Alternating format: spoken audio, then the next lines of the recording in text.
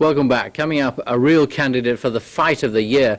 It's the British Featherweight Championship. The champion, Sean Murphy, making his second defence of the title.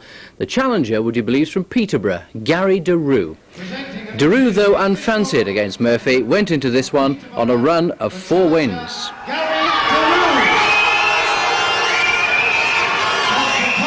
Well, no doubt that the champion Murphy viewed the fight as a launching pad onto the European scene. Your commentators at the London Arena are Barry McGuigan, but first you'll hear from Jim Rosenthal.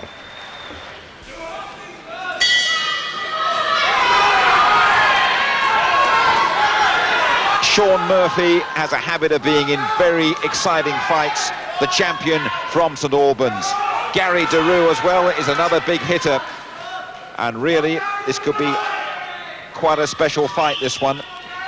Sean Murphy has got a terrific punch on him and a tendency to cut as well. And de Roux has never worked harder for a fight. He's determined to become Peterborough's first British champion. Comes here with a lot of support, knowing this is the biggest fight of his life. Murphy with a good right straight through early on in the first 15 seconds. And I have to say there are quite a few people here at ringside that are absolutely convinced this isn't going to go anything like the scheduled 12 rounds. 2 big hitters, big punches, with an air of fragility about them as well.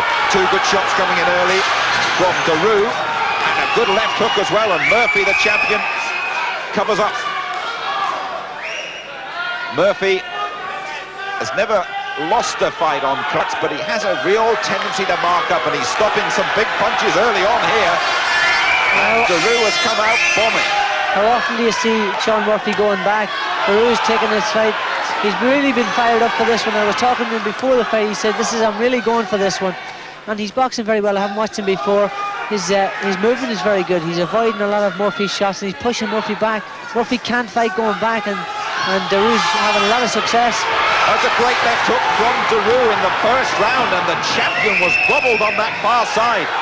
And he's absolutely scorning any defences, Murphy. He's fighting a reckless fight here. It's exciting, but it's reckless, and he's down. Murphy dropped in the first.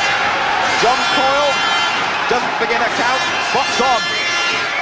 The champion on the floor in the first. De Roux, what a start from the challenger. Uppercut coming in as well. And Murphy just coming forward, bombing, absolutely scorning defence. And now it's de Roux that takes steps back. Explosive stuff, this. Big shot from de Roux, and Murphy right above us. Only the ropes kept him in the fight. Wow, this is terrific stuff. Yeah, de Roux is far more effective because Murphy's he's not able to block de Roux's punches, but de Roux's able to block Murphy's, and Murphy's getting hit right on the money with some of these shots. Perfect left hooks, perfect right hands over the top. This de Roux is a very much underrated fighter. Well, his camp have always felt the big fighters have eluded him. They've had no easy matches. Last 15 seconds of what has been an explosive first round and has belonged emphatically to the challenger from Peterborough, 28-year-old Gary de Roux. But Murphy is still up there and still bombing. But his supporters, well, they're shaking their heads. They can't believe what they've seen from the champion.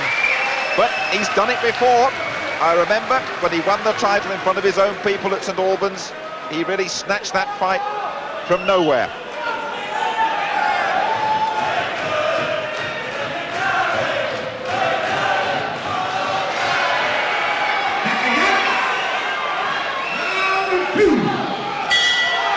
Second round, Sean Murphy so keen to win the Lonsdale belt here, and his ambitions are looking tattered at the moment, but you can never write Murphy off.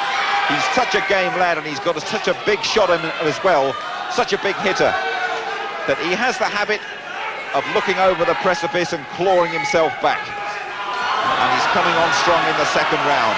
You wonder how much that has taken out of de Roux that first round. He put a lot of effort into that first round, gritted his teeth and threw a lot of heavy punches. But he's still looking good, and watch the way he's avoiding Murphy's counter punches. He's slipping and letting them slip over the top of his head. He's boxing very well. Another right hand right through the middle. Great right shot that was from Gary de Roux. Goodness me, but Murphy has been stung into retaliation, is coming back strongly. Gary Daroux's corner, manager Ken Whitney and trainer Kevin Sanders.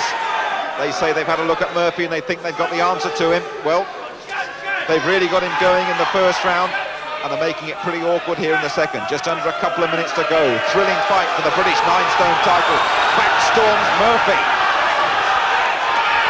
Stops the left hook and did his legs wobble again there. At least, and Murphy getting to work inside. This is terrific stuff, compelling action. Go on, Barry. What Daroux's got to be careful of is not to get on the end of Murphy's punches. He's a very long puncher. When he hits you at the end of the shots, he's a very powerful hitter. And Daroux has been doing the right thing up to now, keeping his head out of the way, but he just can't afford to lose concentration for 1 second because Murphy's such a heavy puncher. Murphy stopped another big left hook there, but the power of his punches, you can't fault those. His defence isn't championship class, but he's got a champion's heart and a champion's power, and now it's Daroux that's driven back in the second round as Murphy comes on strong. Would you believe it? Big left hook back from Daroux. You just got to sit back and watch and enjoy this one, an absolute thriller. Murphy involved in just about the best fight of the year when he won this British title. Defended successfully and very excitingly against Johnny B. Good, and here he is again, giving it absolutely everything. Daroux's looking tired, and Murphy's coming roaring back. This is something else now. I'm telling you, he's looking like he's going to take over. Another right hand. Murphy's pulling this fight round in the second. The heads go together accidentally, and John Coyle just leaves him to get on with it. What courage from Murphy. You've really got to salute him, and the crowd here at London Arena are on their feet. Absolute bedlam. Murphy pouring forward, just a few seconds to go in the second. A classic, a real classic. Well, I have no atmosphere like this around a big fight for quite some time.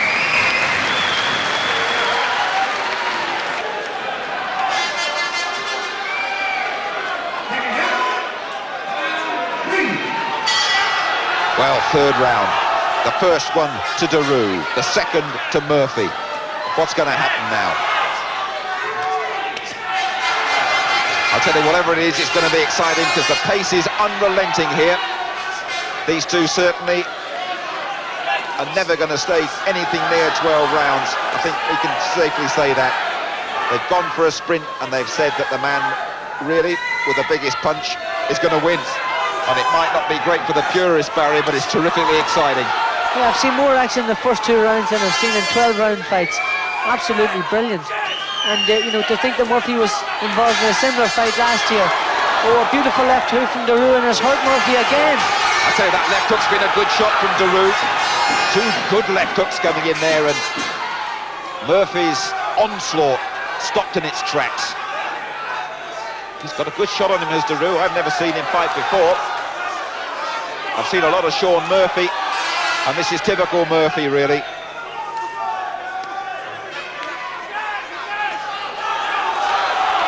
Working well inside there, Murphy, a bit of a class.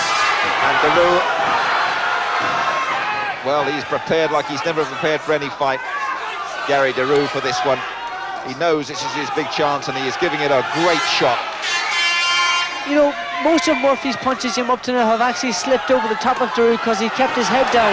But as he gets tired, he's starting to come up in a straight line, and Murphy's starting to nail him again. He got him with a great hand there, right hand, and he's pouring on once more, Sean Murphy. That bobbing and weaving is brilliant there. He's slipping all of Murphy's good shots, tucking up tight, and that's what he said he was going to do. But Murphy's coming roaring back. They can't hold this guy down. What a fighter, what a courageous guy. He's got to fire back, Daroux, though. He's got to fire back, otherwise John Coyle will be in there. And firing back he is. What a gallant fella, and what a fight.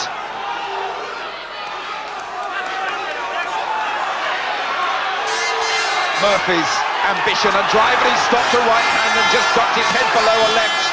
And just a bit of pushing off by Daroux, and a momentary little warning from referee John Coyle, and that's all that Murphy wanted, to twist the fight his way. Well, we all know that Murphy is a very fit and conditioned fighter, and it's really paying off for him here, but we haven't seen Daroux before, and by God, can this guy fight? He really can. tremendous puncher, some beautiful left hooks and right hands, and he's tucked up very smartly and done the right thing up to now, but he's really beginning to flag. He's showing a lot of fatigue at this stage, and it's only the third round. Murphy finishing this third round very strongly. And Roux looking wobbly and unsteady, but still capable of throwing a good left hook. Murphy absorbs it and comes on strongly, and I give this round to him, definitely. Well, the champion just had a little look into Roux's eyes, as if to say, as he sat down, well, you thought you had this, you thought you had the Lonsdale belt, you're going to have to fight a lot more to get your hands on that. This is Roux's punch here. We see an example of this right hand again, right on the button. What about that for a shot? And Murphy took it brilliantly well.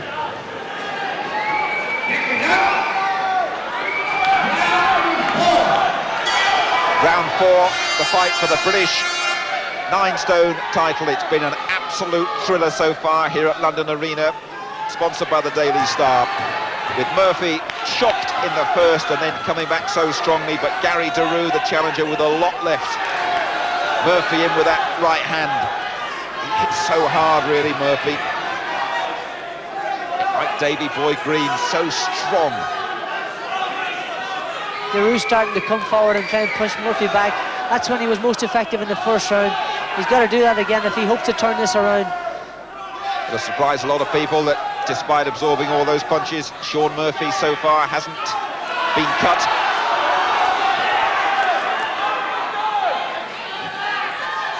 Well, Barry, is a former champion yourself. I don't know if you're involved in too many like this one, were you? Yeah, these are two very good kids. I mean, I'm very surprised that Roux has lasted this long, because he's been hit with some beautiful punches and he's really hurt Murphy. It's a really thrilling fight. I couldn't have expected more. And it's still going on, and it's really, this is where all the hard work and the road work in the morning and the sparring pays off. And they really have to dig down deep, and by God, these guys are digging deep at the moment. This is only the 4th round, and what a bit of action we've seen.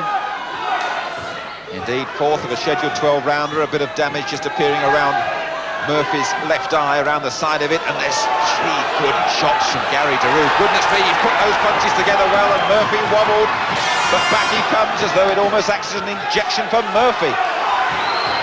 Almost as though it's a stimulus for him to attack. Centre of the ring. The best of Murphy's punches have gone over Roux's head so far, but Roux tiring badly, and when he starts to straighten up like he's doing now, Murphy's going to really hurt him. But he always seems to find a bit of energy so far, although it's still really very early stages, but I can't believe this is going to go anywhere near 12 rounds. Terrific willpower, terrific spirit. No matter where you're watching this one, you've got to be enjoying, well, emphatically one of the best fights we've seen this year. What a crowd pleaser Murphy is. He rarely figures in a boring fight, that's for sure. Always gives value for money. No question about that. He's got to be careful. Lister Roux still tired, but still dangerous. Last 30 seconds, 4th round. Good shot from Murphy. He's finished these rounds so strongly. I know he's been training in St Albans, in his home city. His dad, John, has been such an influence on his career, helping him. And he's got in shape for this one. And he's finishing the rounds really well.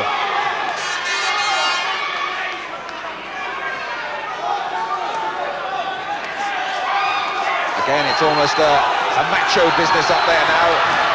Only the toughest fella's going to survive, and Murphy finishing pretty strongly with a slightly jaunty air now as he comes back just a couple of yards away from myself and Barry.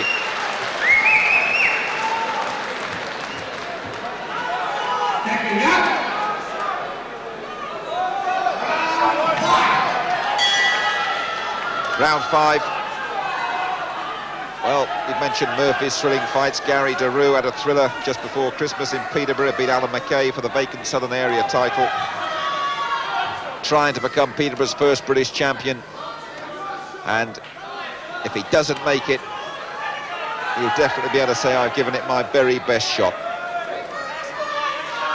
Pulled his career around at a dodgy spell when he left manager Ken Whitney, but he's pulled it right round, and he's in the shape of his life for this British title challenge.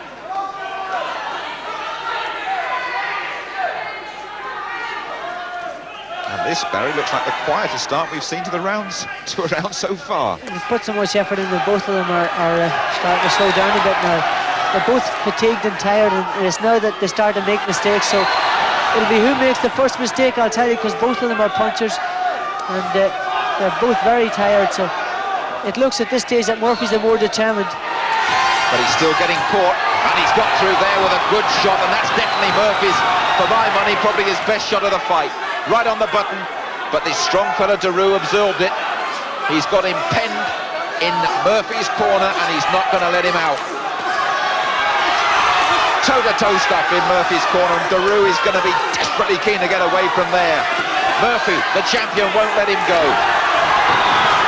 Oh, but he's got away and he's got through twice, and Murphy's mouth popped open then as though he was hurt.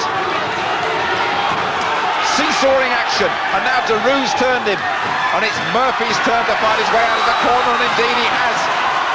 Roux's fighting better on the inside, Jim. He's tucking up and taking less chances, and Murphy's inclined to leave his head up. Murphy's pouring in more punches, far more punches. He's throwing loads of shots, but he's tired and he's leaving himself open. Both men, for my money, are really feeling the pressure now, and the punches are landing on the button, are all hurting. What a challenge from Roux. Murphy looked to be wobbling just a few seconds ago, and back he comes. Good left hook. Beautiful left hooks from Roux, and Murphy's badly hurt there. And I think he's cut as well. A lot of blood around. Is Murphy cut? No, he's not. It's just his nose. He's badly hurt there. He's down from that beautiful left hook to the bottom. Yep, Murphy's cut and down for the second time. 7, 8. He's going to do well to beat the count. He's out. He's lost his title. Gary Roux is the new British champion, and you can't take it away from him. Peterborough have a British champion at last, and Roux celebrates.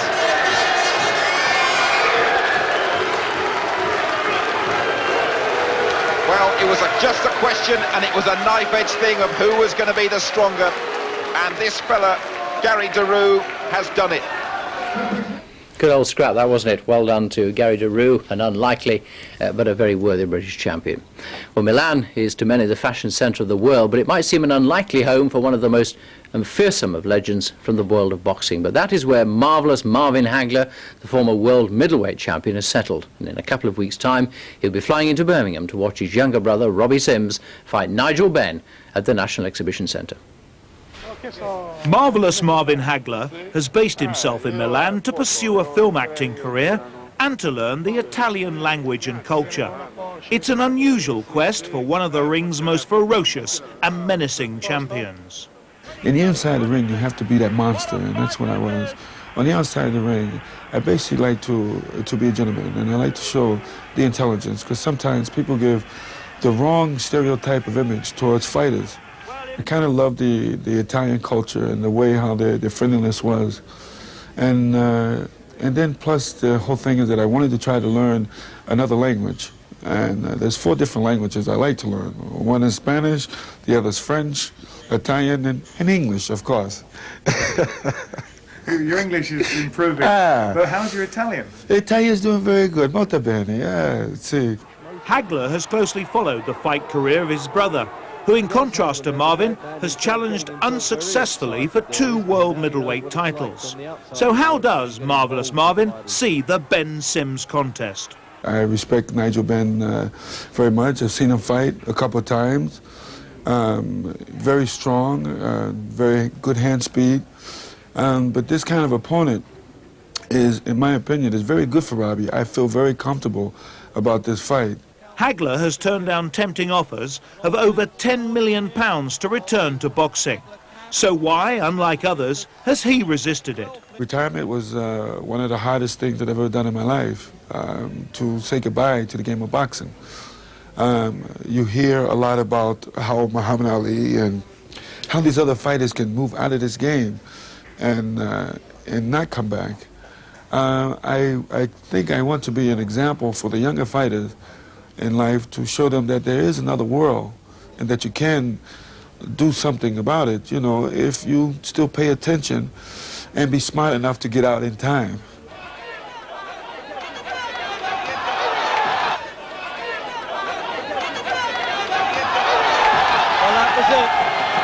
man who looked like getting on top. The first good punch he's been caught, and I'm wondering now whether he's even going to make the count. No, he isn't. The legs have buckled under him in round 5. It took Hagler a while to get into his stride, and when he did, it was good night all. And that Sims-Ben middleweight fight is at the Birmingham National Exhibition Centre 2 weeks tonight. That's April the 3rd. It promises to be quite a fight. Well, let's now